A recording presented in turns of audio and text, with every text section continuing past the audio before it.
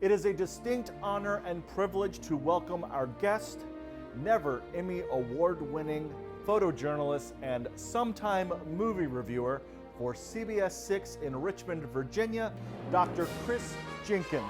Thank you very much. How do you do, folks? How do you do? Thank you.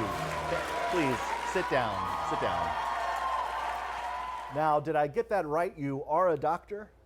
Well, if by watching 20 hours of a movie franchise makes one a doctor, then yes. I guess you got your PhD in Furiousology.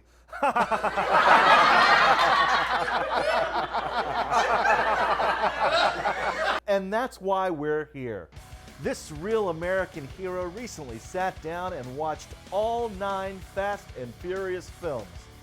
And as the world anxiously awaits the release of Fast X on Friday, over the course of the next 4 hours or so, give or take, we are going to dive deep into each and every film to answer that question, hopefully, is that movie franchise any good? Well, I hope we have enough time.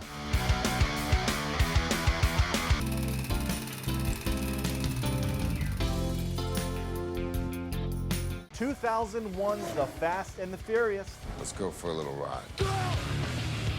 Decent storyline, fun, fast action sequences. Not totally awful, but honestly, a mostly forgettable film had it not been for its somewhat unlikely success. And with that success meant we got a sequel, 2003's Too Fast, Too Furious. There's no Dom.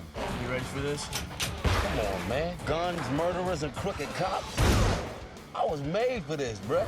We do have Brian is back, Paul Walker's character. The film, though fun, was a bit heavy in the dairy department, shall we say. Cheesy bad guys, cheesy one-liners, the script was cheesy. But we did see a car speed off a boat dock and land on a yacht out in the water. And in 2006, now we have a trilogy with the release of The Fast and the Furious Tokyo Drift. Well, as the Japanese might say, this film was otsugomi, or hot garbage. All my life, people have told me I don't fit in. Maybe I've just been in the wrong place. New storyline, new way of driving, completely new set of characters. Sean being the main character, who has an ear-cringy Peyton Manning type accent that bothered me relentlessly through this film. 3 years later, we get the 4th film called simply Fast and Furious.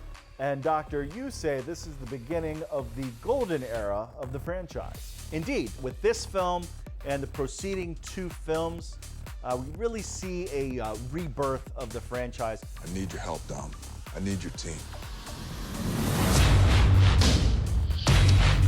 You got the best crew in the world standing right in front of you. Give them a reason to stay.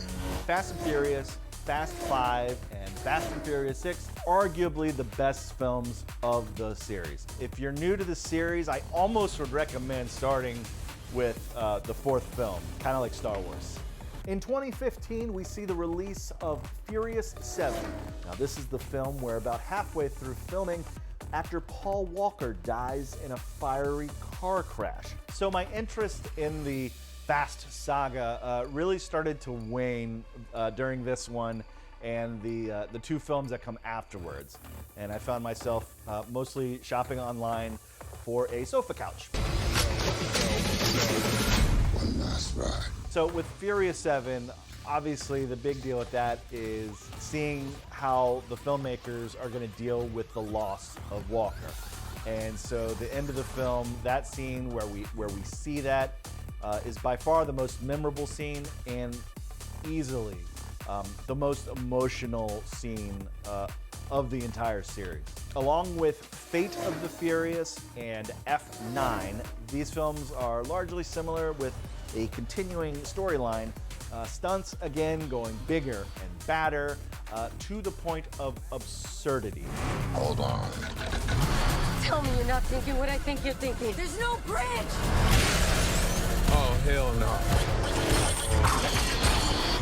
Well, that just about catches us up, but before we get to the question of whether the franchise is any good, let's take some questions from viewers online.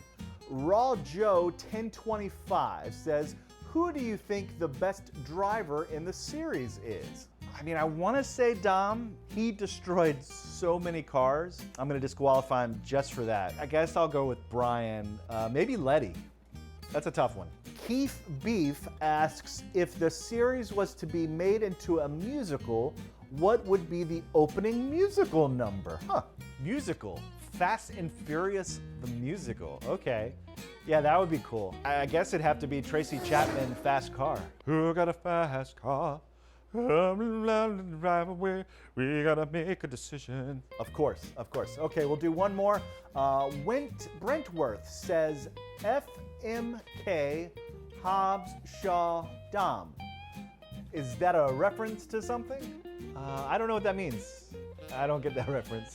Sorry. Okay, well then let's just get to the big question. Is the Fast and Furious franchise any good? No. There are a few decent moments and even a couple good movies scattered throughout the bunch. Overall, it is a junkyard of bad writing, bad acting, and cliche storylines. If you're watching just for the over-the-top, ridiculous, absurd stunts and fast cars, well, buckle up and enjoy. But for moi, all the time that I spent watching these, the time I spent making this stupid social media video, I would have preferred to have something a little bit more. I thought the Fast and the Furious saga is not that good. Well, we're done here. Stop rolling. Stop rolling. Listen, Fast and Furious is really important to a lot of people in this country. If you don't like it, you can get the hell out. Golly. I didn't mean to make him so furious.